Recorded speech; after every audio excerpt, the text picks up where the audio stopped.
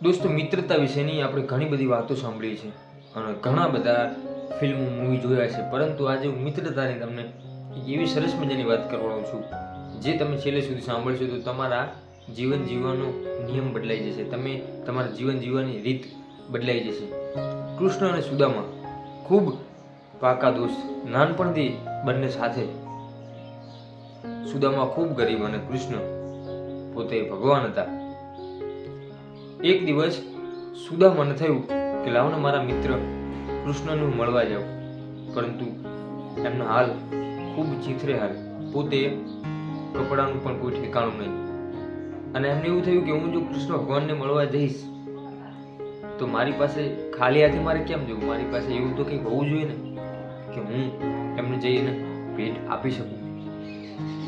ઘરમાં જોયું, ઘરમાં કંઈ જ નહીં, થોડાક પૌવા મળ્યા જે એક સરસ મજાની એક કપડાની અંદર બાંધી અને પોટલીમાં બાંધી અને દ્વારિકા નગરીમાં સુદામા જાય છે. જઈને જોવે છે તો ત્યાંના જે દ્વારપાળ હોય છે, ત્યાંના જે સૈનિક હોય છે, એ સુદામા પર ખૂબ હસે છે.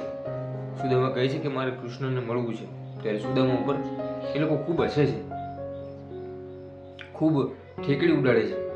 અને અંતે ભગવાન શ્રી કૃષ્ણને ખબર પડે છે કે મારો મિત્ર આવ્યો છે, મારો સખો સુદામા આવ્યો છે. તો પોતાના રાજ સિંહાસન છોડી ગળગળતી દૂધ એમ કહેવાય કે સુદામા સામે મૂકે. આવીને જુએ છે સુદામા, બંને ભેટી પડે છે. આ બધું જ સૈનિકો જુએ છે, પટરાણીઓ જુએ છે અને એકદમ અચંબિત થઈ જાય છે કે ઓહો, આ શું, આટલી હદે આમનો મિત્રતા અને પ્રેમ. પછી સુદામા ભગવાન શ્રી કૃષ્ણ જે પૌવા લાવ્યો હોય છે તે પૌવા આપે છે.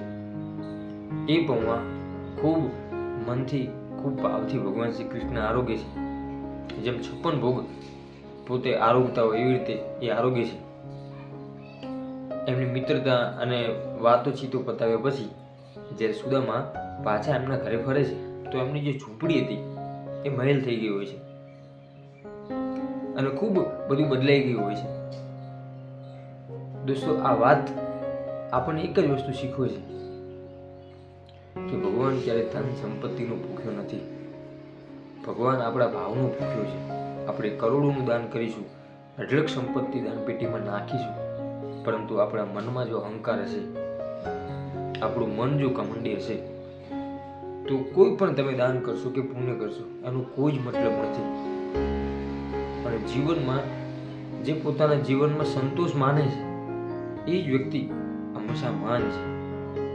આજકાલ દરેક સંબંધો સ્વાર્થ પર ટકી રહ્યા છે. સ્વાર્થ વગર આ દુનિયાના સંબંધોમાં કંઈ જ નથી. પરંતુ આ કૃષ્ણ અને સુદામાની મિત્રતા એક વગર સ્વાર્થે, કોઈ પણ જાતનો સ્વાઅર્થ વગર આખી દુનિયાને ઉદાહરણ આપે છે કે મિત્રતા કરો તો કૃષ્ણ અને સુદામા જેવી.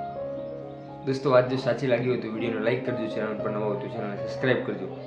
આવા જ બીજા સરસ મજાના વિડીયો જોવા માટે આપણી યુટ્યુબ ચેનલ હું અને મારી વાતોને સબસ્ક્રાઈબ જરૂરથી કરજો. ફરીથી મળીશું નવા વિડીયો સાથે, નવા જ અંદાજમાં. ત્યાં સુધી જય માતા.